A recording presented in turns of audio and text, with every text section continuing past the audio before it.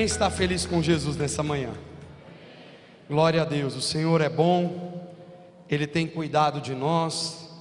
Como é bom a gente ouvir testemunhos do cuidado do nosso Deus, dos detalhes, da riqueza dos detalhes que o Senhor realmente trabalha nas nossas vidas. E nós estamos no último domingo deste mês de janeiro. Engraçado falar isso, né? A gente passou o ano novo agora há pouco, a virada faz alguns dias atrás, e nós já estamos no último domingo do primeiro mês do ano. E nós precisamos aprender a valorizar o tempo.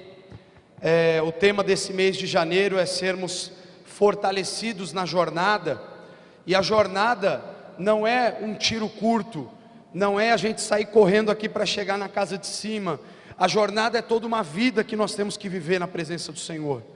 Então são anos, décadas, em que nós vamos caminhar e precisaremos ter uma direção clara para todos os detalhes da vida que nós vamos viver. E por que é importante falar sobre essa temática? E os outros domingos também, aqueles que compartilharam já falaram, porque nós vamos guardar isso talvez para toda uma vida. Princípios, valores que vão nos ajudar a tomar decisões que vão nos manter no trilho. E esse talvez seja um dos detalhes mais importantes. Numa sociedade tão fluida, tão líquida, tão imediatista, falar de planejamento, de pensar lá na frente, de pensar nos próximos passos, parece até uma loucura. Porque as pessoas falam, não, tá tudo bem, fala rápido, eu estou com pressa, minha vida corre. Mas na verdade, os detalhes da vida, eles precisam ser percebidos. Nós precisamos prestar atenção nas coisas que acontecem em cada momento, para que a gente possa estar preparado, não é, Madá, para essa jornada, porque é toda uma vida, não é um final de semana, não é 2 horas, não são 2 horas, é uma vida toda na presença de Deus, e nós precisamos estar preparados para isso. E eu confesso para vocês, que o tempo aqui na vigília só confirmou aquilo que o Senhor já tinha ministrado no meu coração, na sexta-feira, que eu estava finalizando aqui a preparação da mensagem. Nós tivemos um banquete aqui na sexta-feira, foi um tempo muito especial. Deus nos visitou de uma maneira extraordinária aqui no tempo da vigília. Pessoas foram libertas, curadas. Deus tocou no coração de muita gente. E eu quero incentivar você, nos próximos meses desse ano, nós vamos estar nas sextas-feiras, nas quartas sextas-feiras do mês, vindo aqui para a vigília, para termos esse tempo de oração, de comunhão com Deus, de comunhão com os nossos irmãos, e eu tenho certeza que vai fazer toda a diferença. E eu quero já compartilhar com você um texto aqui da palavra do Senhor, que está em 1 João, no capítulo 2, versículos 12 ao 14, não está repetido aqui, tá? Se você for acompanhar aqui na tela ou na sua Bíblia, o escritor não colocou 2 vezes a mesma frase, por mais que pareça, existe até um sentido para isso também, mas eu gostaria que nós lêssemos juntos, 1, 2, 3, filhinhos,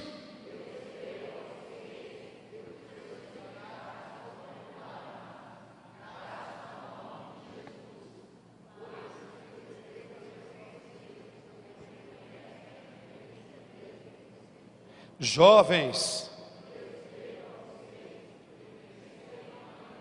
filhinhos,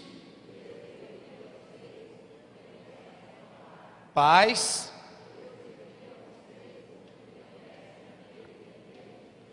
jovens,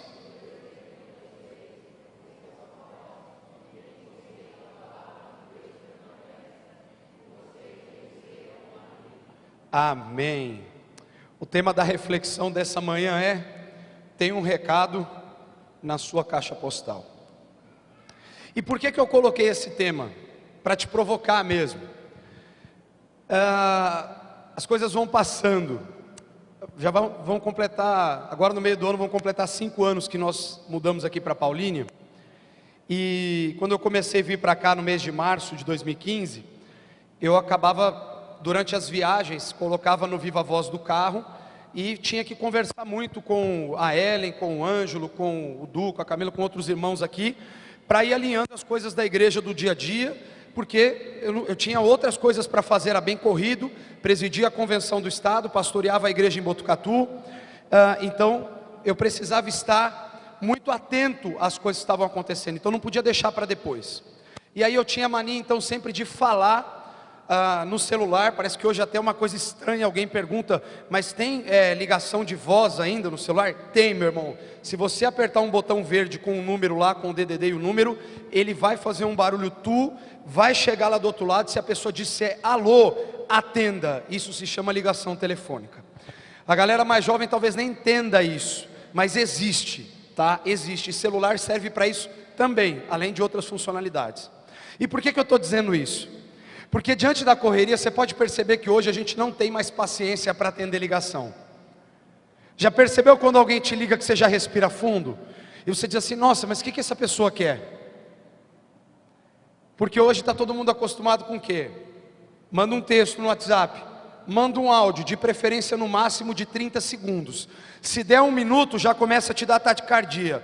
Se passar de 1 minuto e meio a 2, você já tem uma síncope nervosa, já vai procurar um calmante, porque você pensa que o apocalipse está chegando e Jesus mandou uma mensagem global para a igreja. A gente pensa assim, por quê? Porque tudo tem que ser muito rápido, a gente tem que terminar tudo rápido, a gente precisa conversar rápido, a gente tem que resolver tudo rápido. E existem momentos que Deus fala conosco e parece que a gente não atende. Parece que Deus nos faz algumas ligações e o telefone fica tocando, mas a gente não tem tempo para atender. E aí cai na caixa postal. Aqueles que são mais não vou dizer do meu tempo, porque eu sou um cara extremamente novo, mas aqueles que são do tempo do Ezequias, assim, que é 3 anos mais velho que eu,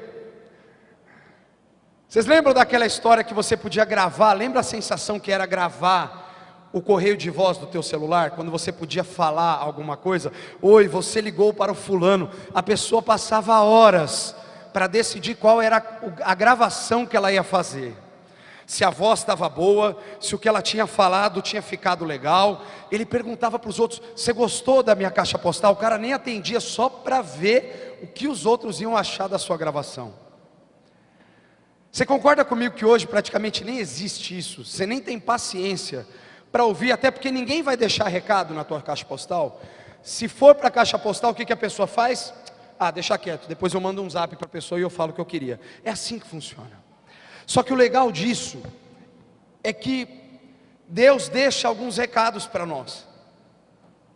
Deus não deixa para depois aquilo que Ele tem para falar num exato momento da nossa existência. Aconteceu uma coisa extremamente interessante durante a vigília. Deus havia ministrado uma palavra no meu coração para eu dizer para a igreja, no final ali da oração, e eu estava ali meio relutante. Eu falei, acho que daqui a pouco eu falo, deixa eu passar mais um pouco, aí vai orando, e aí Deus vai te incomodando, e eu tenho muito temor para dizer alguma coisa em nome de Deus, porque se você falar e não é, depois você vai dar conta. Então, e fiquei ali pedindo a Deus, Deus me ajuda, e uma hora Deus falou para mim, não, é isso aí, pode falar, é isso que eu estou te falando. E aí eu compartilhei com a igreja. E por que eu estou dizendo isso? Porque Deus falou como se Ele estivesse me dizendo, eu não quero deixar na caixa postal sua nem de ninguém, eu quero que as pessoas ouçam o que eu tenho para falar. E nós precisamos entender exatamente isso.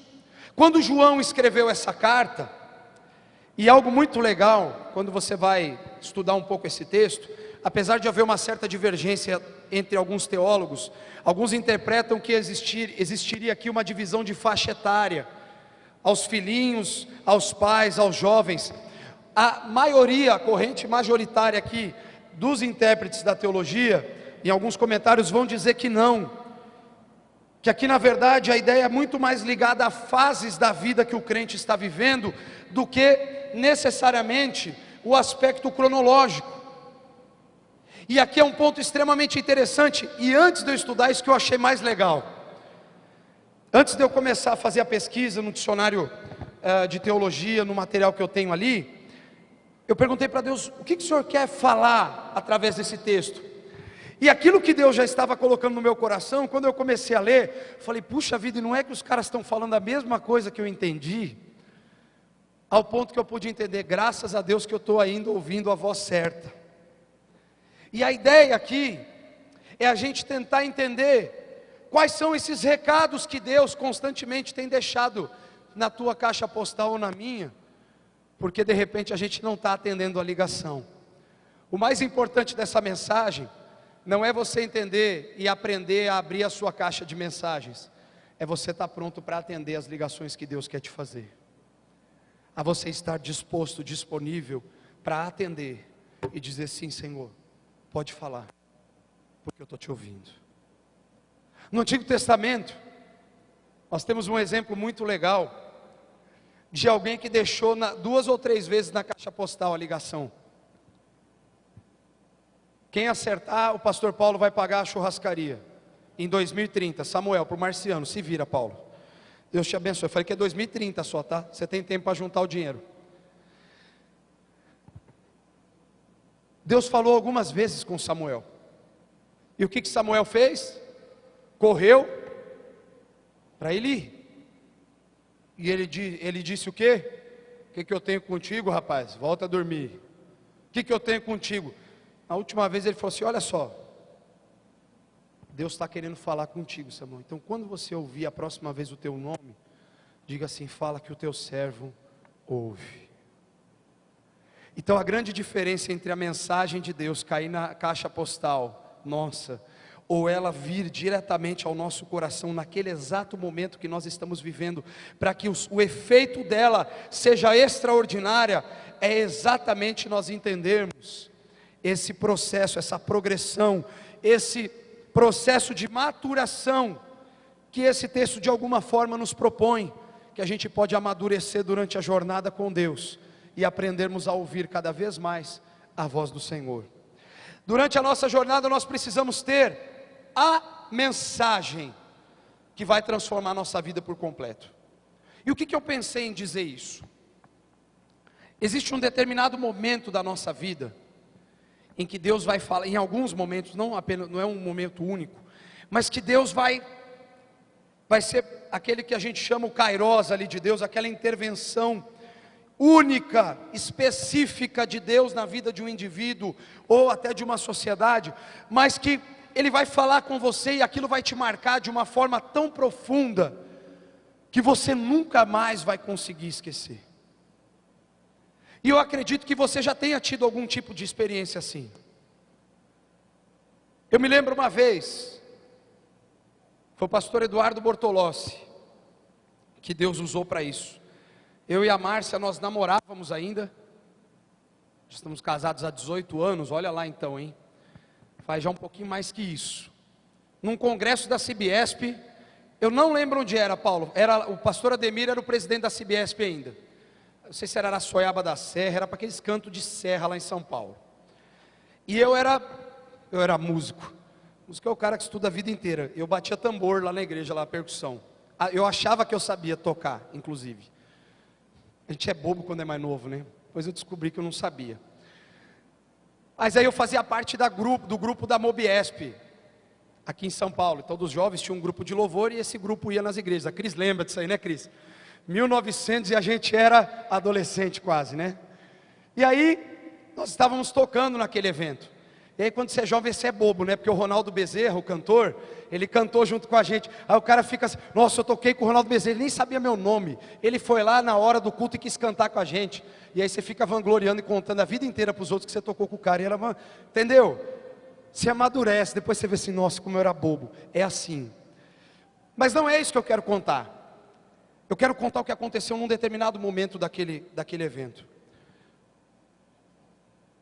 Os pastores chamaram pastores, líderes, irmãos que quisessem colocar sua vida diante do Senhor. E eu já estava numa trajetória com Deus, eu já estava ali no meu tempo de novo convertido, era o meu primeiro ano de fé. Deus já havia me chamado meu coração, mas ainda eu sempre ficava: Senhor, mas é isso mesmo, eu quero te obedecer, mas eu quero ter certeza. E Deus usou o pastor Eduardo, colocou as mãos sobre mim, a gente nem se conhecia direito, e Deus trouxe uma mensagem para mim dizendo assim: meu filho, eu separei você para o ministério da minha palavra, e eu estou confirmando a tua chamada pastoral, e aquilo que eu quero fazer na sua vida. Isso tem 19 anos atrás, mais ou menos, quase 20 anos atrás. E eu não me esqueço daquela voz que ressoou e foi no mais profundo da minha alma. É desse tipo de experiência que eu estou falando. Quando Deus fala desse jeito com a gente, a terra para, tudo à sua volta para, porque o Senhor da eternidade, que está acima da cronologia, do tempo, Ele intervém na nossa existência e para falar conosco no mais profundo do nosso individual. Então essa mensagem, ela precisa ser real para nós. E parte desse recado, ou dessa mensagem que está escrita aqui nesse texto de 1 João capítulo 2, eu quero deixar para você aqui nessa manhã. E a primeira coisa que eu quero chamar a sua atenção, e é uma verdade tão linda e tão maravilhosa, que faz toda a diferença para nós, é que o perdão te torna filho de Deus. E talvez você pense assim: pastor, eu já sou crente, eu já ando com Jesus, eu já sei que o perdão me torna filho de Deus. Agora eu quero chamar a atenção sua para algo interessante. O apóstolo vai escrever lá no versículo 12, que nós lemos: filhinhos, eu lhes escrevo porque os seus pecados foram perdoados, graças ao nome de Jesus. Quando a gente olha assim para esse texto, fazendo uma leitura mais simples, mais literal, ok, os meus pecados foram perdoados graças ao nome de Jesus. Olha que nome bonito. João não estava dizendo apenas que por conta de um nome algo acontecia, mas por conta do que esse nome fez um dia numa cruz por mim e por você. É graças a esse nome de Jesus, a esse Jesus que me amou até o fim, a esse Jesus que se entregou numa cruz pelos meus pecados, porque esses pecados só foram perdoados porque Jesus assume a culpa desses pecados na cruz por mim e por você. Quando nós cantamos, e quando Jesus sentiu aquela solidão pelo peso dos pecados da humanidade, e ele disse: Eloi, Eloi, lema sabachthani, ele não estava dizendo que Deus o havia abandonado porque não o amava, mas porque o Pai agora não podia ver o pecado de toda a humanidade sobre o seu filho, e achar que aquilo era normal. Se eu pudesse parafrasear esse momento, é como se Deus dissesse assim: filho, eu vou fechar os meus olhos, porque eu não posso suportar ver todos esses pecados sobre você. E quando Deus faz isso, Jesus se sente só, e Jesus foi a pessoa que mais orou nessa existência. Jesus era a pessoa que mais se sentia conectado com o Pai. E quando num determinado momento, num piscar de olhos ali, Jesus sente que parece que essa conexão, parece que a ligação caiu. E aí é que ele diz isso. Mas ele precisava dizer isso, para que na sequência ele pudesse dizer o que fez sentido a esse versículo 12: está consumado. O peso de todos os pecados da humanidade está sobre mim. O texto do profeta Isaías agora está se cumprindo completamente, porque ele levou sobre si as nossas dores. O castigo que nos traz a paz estava sobre ele, pelas suas pisaduras nós fomos completamente sarados. Por isso que Jesus disse: está consumado. Por isso que ele podia dizer que agora estava consumado, porque o justo morreu por toda a injustiça que vivia nessa terra, por todos os pecados que estavam nessa terra. Jesus morreu, e graças ao nome desse maravilhoso Jesus é que nós tivemos os nossos pecados perdoados. Aí você diz: qual que é a importância disso? A importância disso é que a partir do momento que nós conhecemos a Jesus, você vai perceber que João escreve algo diferente agora, na segunda parte, quando ele vai dizer de novo filhinhos. Veja que ele diz agora no versículo 14: filhinhos, Eu lhes escrevi porque vocês conhecem o Pai. E a Bíblia diz que ninguém pode vir ao Pai, senão por meio do Filho. Você só pode conhecer o Pai Celestial, o Deus Criador dos céus e da terra, quando você tem uma experiência de fé com a pessoa de Jesus Cristo na sua vida. E quando você, no mais profundo da sua alma, entende que é uma pessoa pecadora e que está afastada da glória de Deus, e que precisa desse perdão de Jesus sobre a tua vida, e que precisa aceitar o sacrifício que Jesus Cristo fez pela sua vida. Então, quando nós dizemos que o perdão te torna filho, é porque muita coisa aconteceu para que você pudesse conhecer o Pai Celestial de verdade. Preste atenção em algo que o próprio apóstolo João vai escrever no versículo 1 e 2 desse mesmo capítulo 2, porque isso está conectado. Meus filhinhos, escrevo-lhes essas coisas para que vocês não pequem. Se porém alguém pecar, temos um intercessor junto ao Pai, Jesus Cristo o justo. Ele é a propiciação pelos nossos pecados, e não somente pelos nossos pecados, mas pelos pecados de todo o mundo. Filho precisa entender que o Pai Celestial não é um Deus carrasco ou mau. Ele é um Pai amoroso, justo, que exige aquilo que é certo, mas que estende os seus braços de amor para restaurar uma ovelha que está ferida, que está perdida, muitas vezes na prática do pecado. E é isso que João está dizendo, graças ao nome de Jesus, porque Ele é a propiciação, Ele pagou esse preço, Ele deu a oportunidade para mim e para você, de termos os nossos pecados perdoados, e de agora nós dizermos que somos filhos de Deus. E o próprio apóstolo João, lá no capítulo 1, versículo 12 do seu evangelho, vai dizer: pois todos quantos creram e o receberam, deu-lhes o direito de se tornarem filhos de Deus. Então, quando João está dizendo filhinhos, ele está dizendo para aqueles que estão chegando, ou para aqueles que ainda não são filhos e dizem: mas eu não tenho um Pai Celestial, eu não tenho comunhão com Deus, eu não tive essa experiência de entregar o meu coração para Jesus. E eu estou dizendo, hoje você pode ter essa experiência. Hoje o Espírito Santo de Deus está batendo na porta do seu coração e dizendo para você que você precisa conhecer o amor e a salvação de Jesus Cristo, porque Ele foi a propiciação pelos teus pecados.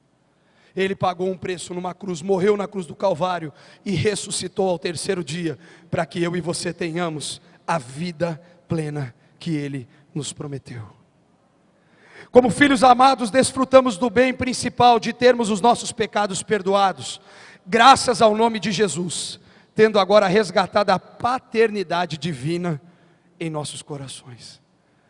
Você não lida com um Deus distante, você lida com um Pai de amor. E aonde nós vemos na Bíblia que Ele é um Pai de amor? Porque a Bíblia diz que nós podemos chamá-lo de Abba Pai, que significa papaizinho querido. Você já imaginou que através de Jesus, do sacrifício de Jesus Cristo, Filho de Deus, você pode chegar diante do Criador do universo, do Rei dos Reis, do soberano de toda a existência? Você pode chegar para Ele e chamar Ele de papai querido, e Ele olha para você e diz: pode falar, meu filho, porque eu estou te ouvindo. O Criador da existência, o Senhor soberano sobre todas as coisas, olha para você, chama você pelo seu nome, te conhece no mais profundo dos teus pensamentos, e lida com você na mais profunda individualidade, porque Ele te conhece, porque foi Ele que te formou. Então é assim que Ele deseja que nós nos relacionemos com Ele. Segunda questão que eu quero deixar para você aqui: a jornada com Jesus te torna maduro. Estamos no ano da maturidade, estamos falando de uma jornada, sermos fortalecidos durante essa jornada, e de fato, é a vida com Deus que nos amadurece. Não é a quantidade de programações ocultas que eu frequento, apesar que isso pode trazer um resultado de experiências ou oportunidades para você ter experiências com Deus, isso é óbvio. Mas a questão não é a quantidade de questões que eu faço, mas a profundidade de decisões que eu tomo nos momentos em que eu me encontro na presença de Deus. Deus muitas vezes vai querer falar conosco, e eu posso falar a verdade, eu acho que a maior parte do tempo, a gente está colocando Deus na caixa postal. Sabe quando você está no telefone e alguém te liga? E você nem sabe quem é, já viu isso? Quando você está no telefone com alguém, entra uma segunda chamada e fica habitando no seu celular, um número lá que a gente até às vezes pensa lá, que é operadora que vai vender coisa e tal. Você não sabe nem quem é. Às vezes você está falando com alguém importante. Você diz assim, peraí que eu tenho que desligar porque eu tenho que atender outra ligação. E quando a outra ligação atende, ou ela cai e faz tututu para você, ou é algo totalmente desnecessário para aquele momento. E às vezes a gente se encontra da mesma forma. Deus nos chamando, dizendo para nós que nós precisamos nos aproximar mais dEle, que nós precisamos render o nosso coração diante do seu altar. Mas aí de repente as ligações começam. A ligação do trabalho, do lazer, do dinheiro, dos bens, a ligação social, a ligação do ativismo. E essas ligações começam a tomar mais espaço da única ligação que deveria fazer sentido para nós, que é aquela ligação com o Pai por meio do Filho que nós temos em determinados momentos tão profunda, e podemos sentir aquele toque especial de Jesus. É essa jornada com Jesus que nos amadurece. Essas experiências únicas, que Ele vai falar comigo e com você, e que Ele vai mostrar para nós que tudo o que Ele tem para nós, vale a pena. E João vai escrever assim no versículo 13: Pais, eu lhes escrevo porque vocês conhecem aquele que é desde o princípio. E nos versículos 5 e 6 do mesmo capítulo 2, ele diz assim: Mas, se alguém obedece a sua palavra, nele verdadeiramente o amor de Deus está aperfeiçoado. Desta forma, sabemos que estamos nele. Aquele que afirma que permanece nele, deve andar como ele andou. Isso é maturidade. Isso aqui tira a gente da religiosidade. Preste atenção porque você vai perceber isso no texto. Como que eu ando como ele andou? Porque eu sigo a palavra que ele me deu, e eu conheço essa palavra, e eu mostro que o amo porque eu obedeço a sua palavra. Se você começa a fazer uma conexão entre as várias palavras de Jesus no próprio Evangelho de João, você vai perceber que a ideia de obediência, a ideia de vida com Deus, é uma proposta que nos conduz a um processo de maturidade. Porque ouvir a palavra de Deus nem sempre vai ser agradável. Ouvir a palavra de Deus muitas vezes vai bater lá no fundo e vai mostrar para nós que nós estamos errados, e que nós precisamos nos arrepender, e que nós precisamos mudar a nossa atitude. Mas em todas essas oportunidades, ao mesmo tempo em que a palavra afiada está penetrando dentro do meu coração e do seu, e nos mostrando os problemas que precisam ser tratados, o Espírito Santo, o Consolador das nossas almas, está nos abraçando e nos dizendo assim: meu filho, tome essas decisões que vão gerar vida, e vida abundante para você e para a tua família. Então, ao mesmo tempo que essa palavra nos mata quase, no sentido da carne, ela vai no profundo, ela nos rasga, para mostrar exatamente aonde está a ferida, o problema. O Espírito Santo está manejando esta mesma palavra, para nos trazer uma consciência, de que o Senhor deseja trabalhar situações específicas dentro do nosso coração. A ideia de João escrever aos pais aqui, como eu já disse no início, não diz respeito à idade, mas à maturidade dos cristãos que já estavam caminhando com Jesus. Lembram daquela história de falar, quando Paulo falava assim: Timóteo, meu filho na fé? Quando eu me converti em 2000, e fazem 20 anos, vai fazer 20 anos agora no próximo mês, no dia 13 de fevereiro, vão completar 20 anos que eu entreguei minha vida para Jesus. Era muito interessante porque nós víamos nitidamente aquela figura dos pais na fé. Eu tive um pai na fé. Eu acredito que você também já teve alguém que chegou e mostrou para você os teus primeiros passos, que disse para você que você estava fazendo alguma coisa errada, que orou com você quando você, indo na igreja, fez besteira, foi chorando contar para ele, e ele falou: vem cá, vamos orar porque Jesus te perdoa. Você teve alguém que mostrou 1 João capítulo 1 versículo 9 para você: pois se confessarmos os nossos pecados, Ele é fiel e justo para nos perdoar os pecados e nos purificar de toda injustiça. Eu tenho certeza que alguém chegou um dia para você e disse: olha, você errou, não desanima, porque Jesus Cristo vai te fortalecer se você se colocar mais uma vez na presença dEle. Deus tem uma obra para completar na sua vida. Você já deve ter ouvido tantas pessoas te fortalecendo na fé, te abraçando quando o seu coração só sabia duvidar.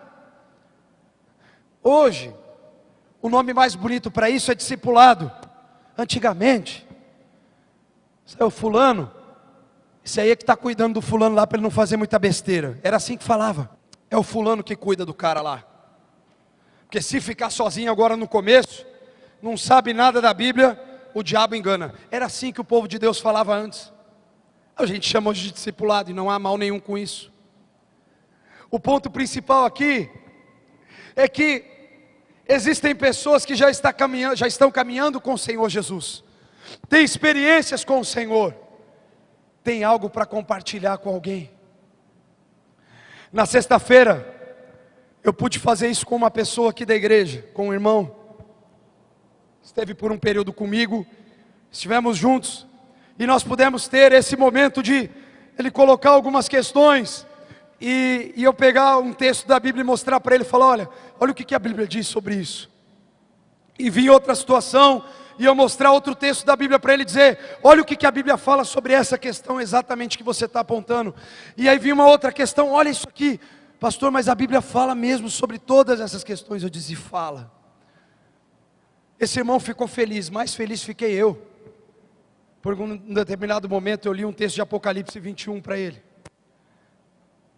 para mostrar que os sofrimentos que a gente vive nessa vida, eles são passageiros, e eles têm um propósito, e o propósito é o que está escrito no fim, que a nova Jerusalém que desce dos céus, é a morada do justo.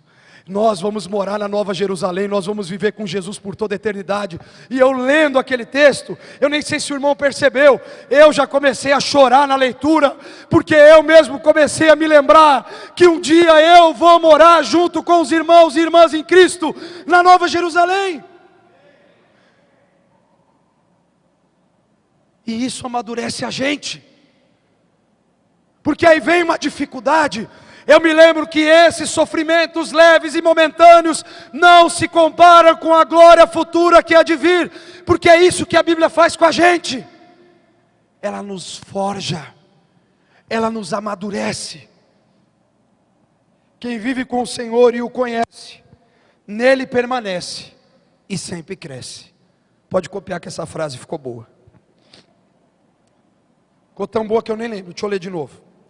Quem vive com o Senhor o conhece, nele permanece e sempre cresce. Maturidade, amadurecer na jornada. Hoje todo mundo quer aprender tudo em 5 minutos, e eu digo para vocês, isso não é possível. A gente leva uma vida toda, para começar que sequer a entender algumas coisas que Deus está fazendo com a gente. Não existe PhD, doutorado, mestrado em Deus. Você pode fazer em teologia. Eu acho legal quando alguém tem doutorado em divindade. Então, ou seja, o cara virou doutor em Deus. Só não sei como. Porque o miserável um dia nasceu, estudou 2 anos, se é que estudou, e ganha um diploma, doutor honoris causa em divindade. Então, ou seja, o cara é doutor em Deus. Lindo.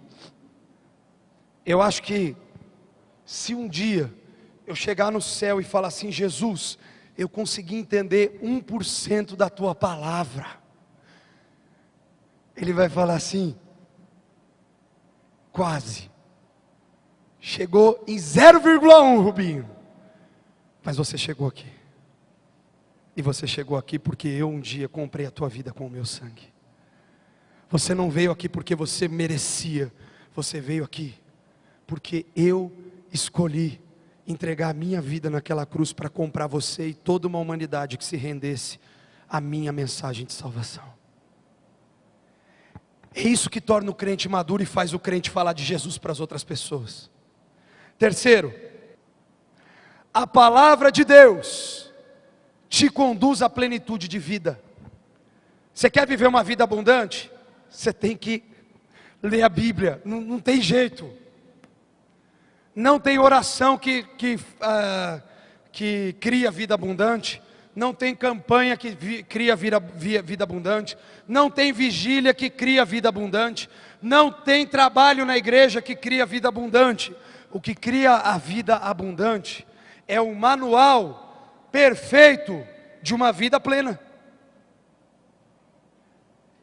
E sabe o que brasileiro e o ser humano como um todo, mas brasileiro é campeão nisso, está acostumado a fazer?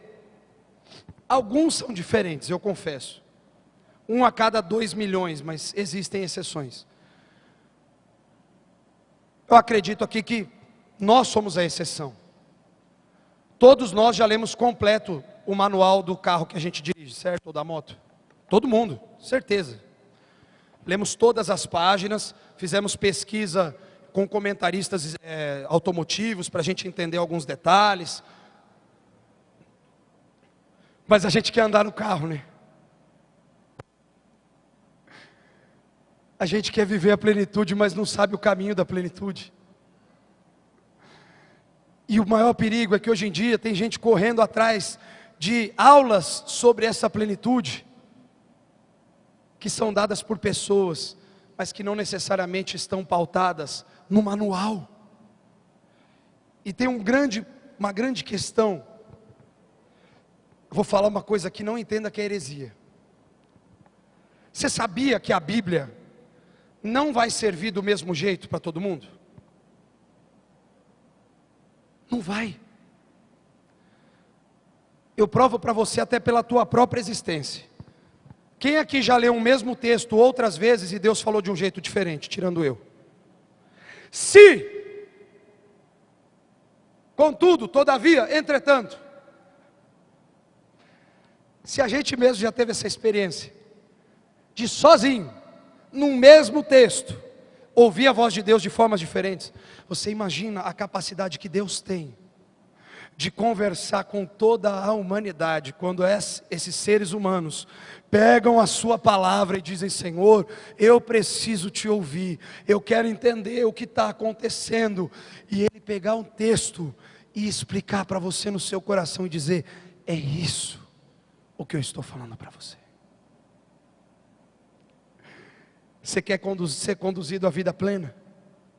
O manual está aqui. Se você ler esse manual todos os dias, você não vai ler o manual num dia só. Você vai ter que ler o manual a sua vida inteira. Porque em todo momento a sua vida vai sofrer transformações que esse manual já está preparado para te explicar. Porque Deus é perfeito e Ele sabe tudo aquilo que nós precisamos como seres humanos entender. E na sua palavra Ele traz revelação através do Espírito Santo para cada um de nós. E João vai dizer assim: jovens, eu lhes escrevi porque vocês são fortes, e em vocês a palavra de Deus permanece, e vocês venceram o maligno. Gente, aqui não é juventude de cronologia, aqui é juventude de vigor. Quem te fortalece é a palavra de Deus, não importa a idade. Quer um exemplo? Quantos anos tinha Caleb quando ele foi conversar com Josué? 15, 20. Caleb, eu vou me arriscar aqui agora, 90, 80 ou 90? Metade? 85, quase eu acertei.